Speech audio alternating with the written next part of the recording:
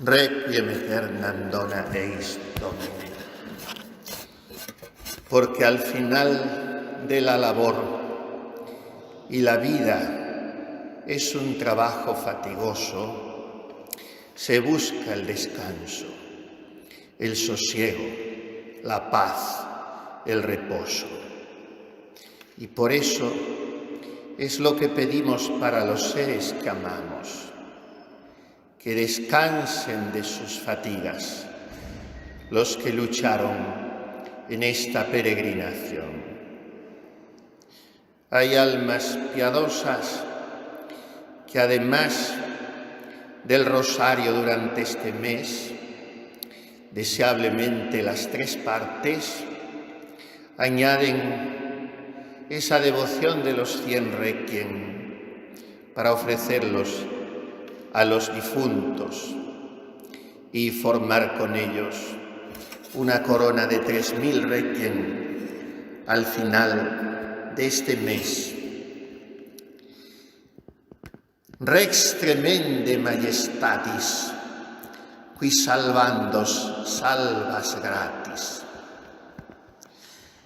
Es una de las impresionantes exclamaciones de este poema maravilloso, que también inexplicablemente ha desaparecido en esta reforma litúrgica de laboratorio que se hizo después del concilio.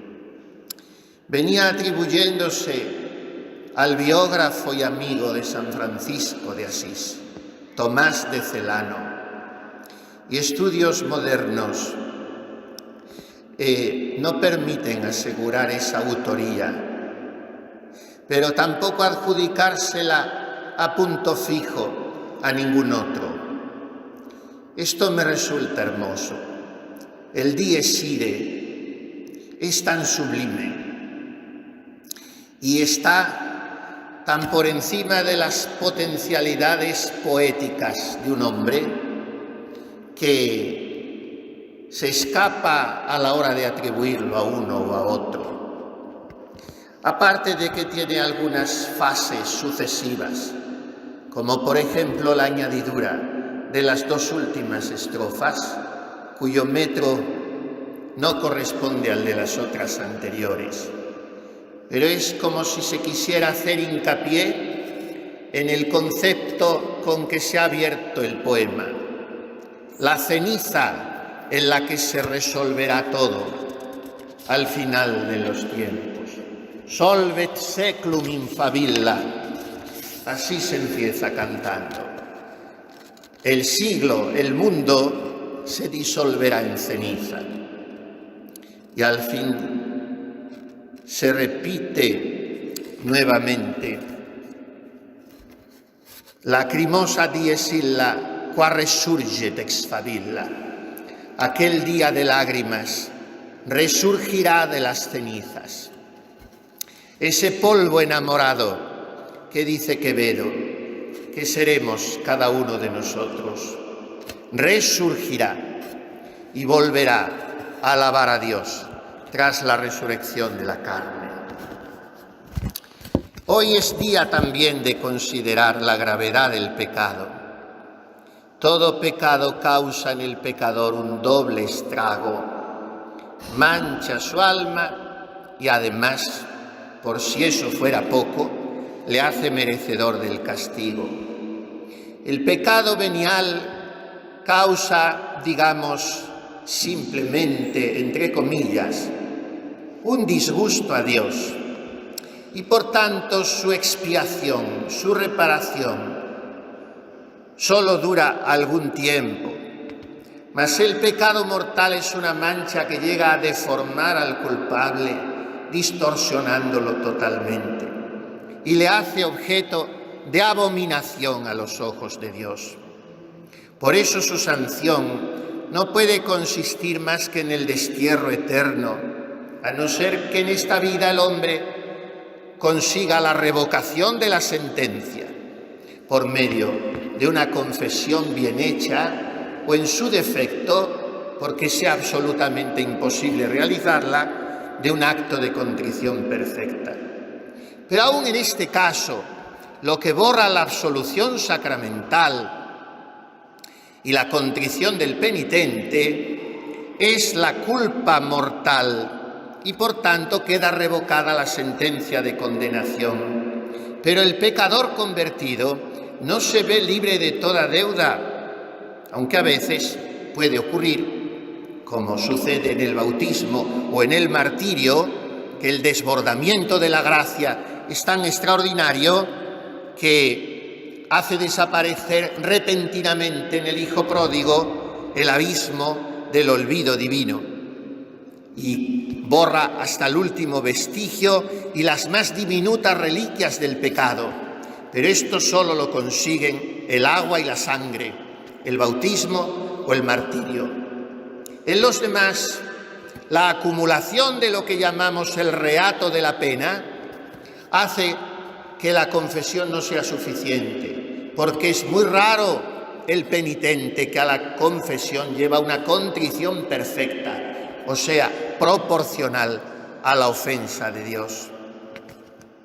Entonces, entra en juego lo que en teología se llama el mérito, que es ese acto sobrenatural de virtud en contraposición al pecado que implica para el justo una doble utilidad.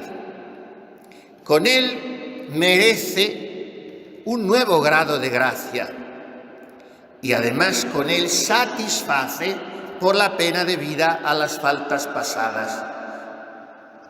Por eso no hay que tener una mentalidad comercial, hay que actuar solo por agradar a Dios, por complacerle, pero sin olvidarnos, porque de lo contrario caeríamos en el luteranismo, de la importancia del mérito, o sea, de lo que hacemos por Dios, y él apunta en ese libro de la vida al que también ha aludido el Dies Irae. Liber scriptus proferetur, in quo totum continetur, unde mundus judicetur.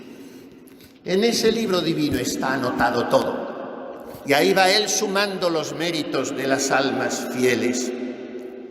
El mérito no se cede, es algo personal e intransferible para el que lo adquiere. Pero la satisfacción sí puede cederse como un valor de cambio y se presta a una hermosa transacción espiritual. O sea, que Dios tiene a bien aceptar esa satisfacción que yo he obtenido para mis pecados como pago parcial o saldo total de la cuenta a favor de otro, sea en este mundo o en el otro. Explica el gran teólogo español Suárez, el jesuita famoso padre Suárez, en su Tratado de los Sufragios, tratando del misterio de la comunión de los santos, que esta satisfacción de los vivos en favor de los difuntos vale en justicia y es infaliblemente aceptada en todo su valor y conforme a la intención del que la aplica. De suerte que, por ejemplo, si la satisfacción que me corresponde me valía en justicia, percibiéndola yo el perdón de 4 grados de purgatorio, otro tanto se le perdonará al alma por la cual yo ofrezco esa satisfacción. Así es Dios de bondadoso. ¿Y cómo se agencia con estas satisfacciones que se pueden transferir? A partir de los sufragios y de las indulgencias, por medio de las cuales la Iglesia Madre pone a disposición de sus hijos el tesoro inagotable que ella posee, tesoro compuesto por las satisfacciones abundantísimas de los santos, de los mártires, sobre todo de Nuestra Señora, y más que de nadie, del cúmulo infinito de la pasión de Cristo. Todo eso se está aplicando por la Iglesia constantemente a los vivos, a sus hijos, a cada uno de nosotros, pero ella también desea que se aplique por modo de sufragio a los difuntos. Quiere esto decir que cada uno de nosotros podemos ofrecer a Dios por otro y Él lo aceptará. ¿Qué podemos ofrecer? El sufragio, la ayuda de nuestras propias satisfacciones. Esto es un tesoro maravilloso que debemos saber utilizar y es la obra de caridad más eximia que podemos hacer. Frente a esto palidecen todas las actividades humanas de beneficencia. El dar de comer al hambriento, de beber al sediento, vestir al peregrino, al desnudo, dar posada al peregrino, sepultar a los muertos. Todo eso es muy laudable. Como muy laudables son también las obras de misericordia espirituales. Corregir al que yerra, soportar con paciencia los defectos del prójimo, dar buen consejo a quien lo ha menester, etc. Pero todo eso, repetimos, palidece frente a la más eximia y alta de las obras de caridad, que es liberar de sus penas a las almas del purgatorio, que están detenidas en la antesala del cielo y que al mismo tiempo que gozan porque se saben ya poseedoras con el pagaré de la promesa divina de la bienaventuranza eterna, sufren indeciblemente, hasta el punto de que Santo Tomás de Aquino llega a decir que el menor de los sufrimientos del purgatorio es mayor que todos los de la tierra juntos. Por tanto, la caridad más alta de un cristiano es orar por los difuntos, apiadarse de ellos, orar por las almas del purgatorio. Tengamos presente que hoy bien podemos pensar que esas que podríamos llamar cárceles del purgatorio están a rebosar más que nunca con las multitudes de almas que lanza allí cada día, cada hora, la mundanidad de nuestro siglo descreído. Tengamos presente que a nosotros se nos urge, si tenemos una vida espiritual seria, esa práctica de caridad que consiste en la redención de los cautivos, tanto que muchas almas espirituales suelen hacer con permiso de sus confesores lo que se llama el voto de ánimas, o sea, ofrecer todas las satisfacciones que puedan obtener en esta vida, de manera que no las aprovechen a ellas mismas, sino que pasen inmediatamente a los difuntos. Es una obra de caridad tan heroica que no se debe hacer a la ligera, sino, repetimos, con permiso del superior o del director espiritual. Pero es una obra de caridad que hace que el que la realiza crezca mucho más a los ojos de Dios, porque le merecerá un día estar más cerca de Él en el cielo. Y aunque aparentemente le retrase a esa alma su entrada en el paraíso, haberse desprendido de todas sus satisfacciones en favor de los difuntos, en realidad le adelantará la apertura de las puertas del cielo, porque esos difuntos, cuando lleguen allí, gracias a esa alma que se lo ha estado ofreciendo todo en la tierra, intercederán incesantemente para que Dios nuestro Señor le abra las puertas de la eternidad feliz. Así es el valor de los sufragios de un simple fiel. ¿Cuánto más entonces será el valor de los sufragios de toda la Iglesia en una conmemoración como la de hoy, cuando la oblación del augusto sacrificio de la Eucaristía se ofrece en todas las iglesias y por parte de todos los sacerdotes en favor de todos los difuntos? En estas 3 misas, de las cuales una ha de ofrecerse en sufragio por todos los fieles difuntos del mundo, Dios nuestro Señor lo distribuirá a los que más lo necesiten. La segunda ha de ofrecerse por las intenciones del romano pontífice. Y la tercera, por un encargo especial que haya recibido el sacerdote. Yo no he recibido ninguno, como suele sucederme. Y con sumo gusto, como lo he hecho muchas veces, aunque sin gran convencimiento de que lo necesitara, a lo largo de mis 25 años casi de sacerdote, hoy ofrezco el fruto especial de este santo sacrificio por el eterno descanso y la paz perpetua, espiritual, porque a sus restos no acaban de concedérsela, de Francisco Franco Bahamonde, caudillo de España. Creo que es lo menos que podemos hacer por él en este año, al cabo de unos pocos días en que hemos tenido que asistir estremecidos a la profanación de la tumba de aquel hombre que ha sido un César de España y gracias al cual estamos nosotros hoy aquí, porque si no, Rusia habría extendido sus tentáculos hasta nuestra patria y la Iglesia habría desaparecido. Y con ella, quizá, también o sin quizá, tantos avances humanos y sociales que habrían detenido incluso hasta el sucederse de las generaciones. Y por eso es muy dable pensar que sin aquel hombre providencial, el único que en la historia moderna venció al comunismo y por eso no se le perdona todavía, hoy muy posiblemente no estaríamos aquí. Yo ofrezco por él una de estas misas. Repito, sin convencimiento de que la necesite, pero esto es otra de las gracias del sufragio por los difuntos, que Dios los distribuye como quiere y a quienes más lo necesitan.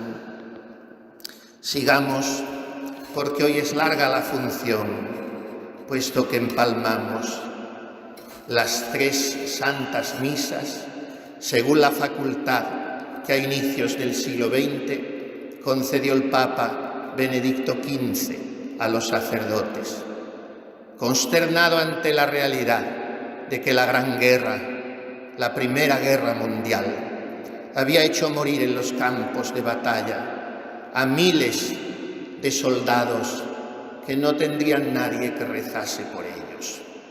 Y había un segundo motivo por el que el Papa Benedicto XV, que había sido secretario de la Nunciatura en España, ya como de la Chiesa, entonces le llamaban il Piccoletto por su pequeña estatura. Por un segundo motivo estatuyó que se celebrasen hoy las 3 santas misas. Y es porque la Revolución Francesa y otras posteriores dispersaron muchos documentos y asolaron y profanaron muchas iglesias y sacristías, de manera que se perdieron disposiciones múltiples de fundaciones de misas. Y ya no se sabía lo que había sido dispuesto por aquellos benefactores que en sus testamentarías dejaban cargas importantes para que se celebrasen misas. Se perdieron muchas y hoy por eso se ofrecen misas por todos los difuntos, para que Dios nuestro Señor les abra de par en par las puertas del paraíso. Cuando yo tenía 11 o 12 años y pensaba en ser sacerdote, leí algo que me decidió a celebrar siempre el día 2 de noviembre las 3 misas, aunque estuviera solo en el último rincón del mundo. Y lo que leí fue esto, que en su primer viaje apostólico a España, que había tenido que retrasar por el atentado que había sufrido, el Papa Juan Pablo II hoy celebró 2 misas en público, una para las familias en el Paseo de la Castellana de Madrid, Era el 2 de noviembre de 1982, si no recuerdo mal. La segunda no puedo recordar en este momento dónde fue. Y después de un día agotador, se retiró a descansar a la Nunciatura Apostólica. Y tras la cena desapareció. Su secretario, Monseñor Givis, después ha sido cardenal de Cracovia, comenzó a buscarlo en su despacho, en su habitación. No le parecía verosímil que aquel hombre invencible se hubiera retirado tan pronto a descansar.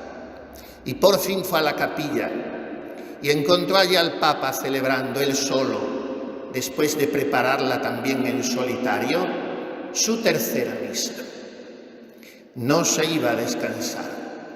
Un hombre de más de 60 años con un atentado mortal a cuestas y tras un día absolutamente agotador, sin celebrar la tercera misa por los difuntos. Nosotros lo hacemos hoy en unas condiciones incomparablemente más cómodas, pero venimos aquí a orar por ellos.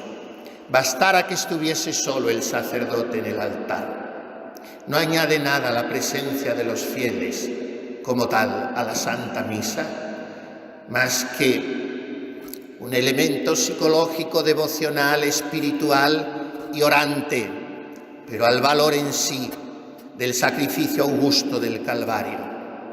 No le añade nada, como tampoco añadiría nada el fervor particular del sacerdote, aunque ayuda mucho a transmitirlo a los fieles.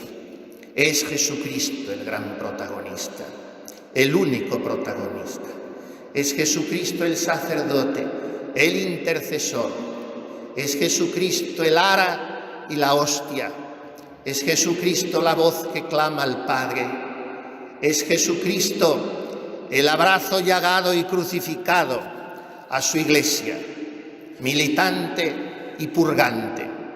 Es Jesucristo el que ilumina y alegra el cielo entero, aquel a quien vuelven los ojos nuestras amigas, las ánimas benditas del purgatorio, deseando encontrarse cuanto antes con Él.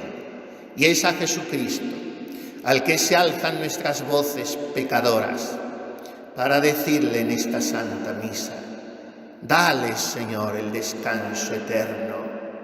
Y por si aún así no merecemos que nos escuche, nos refugiamos en la medianera universal de todas las gracias y acudimos a su intercesión valiosísima. Ella, María Inmaculada, es Janua Coeli, puerta del cielo. ¡Qué alegría tendrá nuestra Madre bendita al abrir esa entrada una y otra vez a tantas almas que impacientes llevaban años, tal vez siglos, según nuestro cómputo humano, que no existe ya allí, esperando entrar en el paraíso? Pidamos, pues, por intercesión de María, refugio de los pecadores, reina de todos los santos, puerta del cielo, causa de nuestra alegría, pidamos al corazón divino de Jesús, tan misericordioso y perdonador: Requiem aeternam dona eis Domine, et luz perpetua luceateis. Dígnate, Señor, dar a nuestros difuntos el descanso eterno y brille para ellos la luz perpetua. Así sea.